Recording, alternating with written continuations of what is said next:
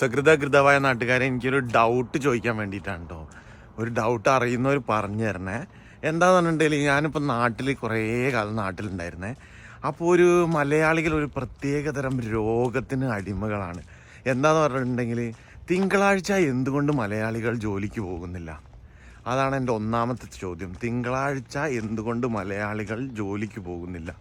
പിന്നെ തിങ്കളാഴ്ച മാത്രം മലയാളികൾക്കൊരു പ്രത്യേകതരം തലവേദനയാണ്. ആ തിങ്കളാഴ്ച മാത്രമേ തലവേദന ഉണ്ടാവുള്ളൂ. അതെന്തുകൊണ്ടാണ് മലയാളികൾക്ക് തിങ്കളാഴ്ച തലവേദന ഉണ്ടാകുന്നത്? അതും കൂടി ഒന്ന് പറഞ്ഞു തരി.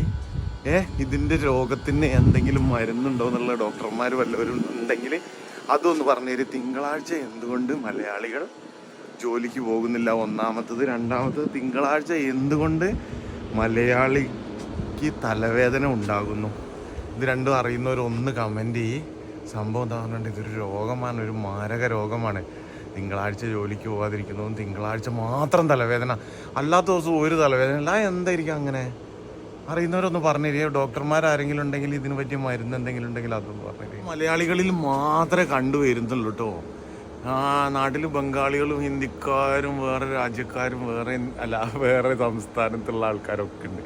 പക്ഷേങ്കിൽ വിദേശ രാജ്യങ്ങളായ കർണാടക, UP, പിന്നെ ബീഹാറിലുള്ളവർക്കൊന്നും തിങ്കളാഴ്ച ഈ തലവേദനയുള്ള, കേരളത്തിലുള്ളവർക്ക് മാത്രമേ ഈ തലവേദന ഉള്ളൂ. അപ്പോൾ അറിയുന്നവരൊന്ന് കമൻറ്റ് ചെയ്യും. ഓക്കെ.